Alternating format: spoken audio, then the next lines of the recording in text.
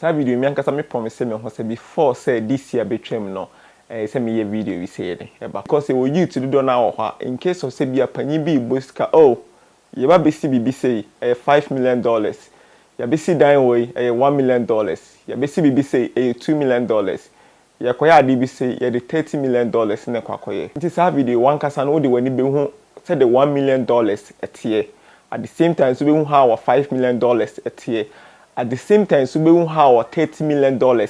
etie nti wankasa bu say dollars impodie na yankasa yenim say $1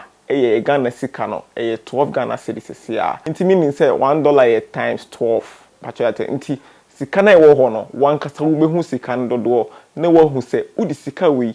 de Ghana sika the same one eba wankasa wo be hu how nti wo ho na obi bo sika bi so na utimu say wankasa wadwum say kan ya oboso na de me hu ya wankasa wo betimi educate wo ho nti wo say $1 million say na etwagu no yes that's the $1 million nti ote say $1 million ewo bi ho $1 million ewo bi dan mu nti $1 million no ena wo ho no nti hu say yete say $1 billion $1 billion pache hiu what say $1 billion $1 billion ni $1 million na wo hu no wo ho no mako thousand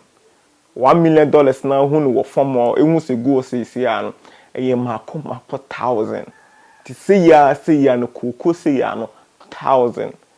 pache hu nti wo hu $30 million hu se obi wo no mo busika bi so a hu se nkofo mu dia bro nkenye se nkaye ho kire nti ye sure se wo ho na hu se wo ho kire a okọ asora ommo mpaye emfantia ebia bronsan bia wankasa ho fa wani hu ye but bronsan bia every 4 years bia oba ho a be down no na ye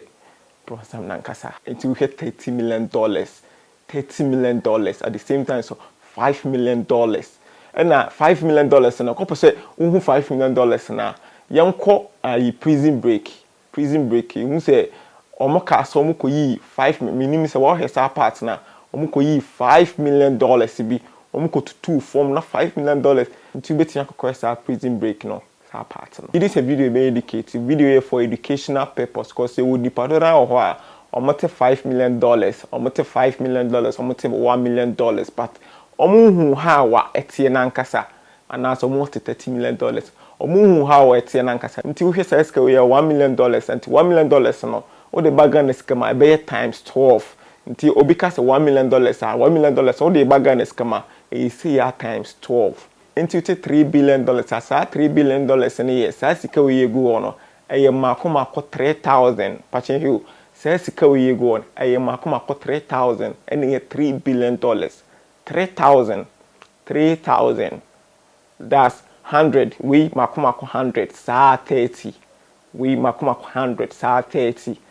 pachata se mako 100 sa 30 ene $3 billion ti mi jiri se video be boa ebe mo watimi ati sika no asi follow tech in chill Facebook YouTube subscribe channel no me the videos we be bra me the videos a ho hia wo Ghana ha bia de bia onim ade na wo ye no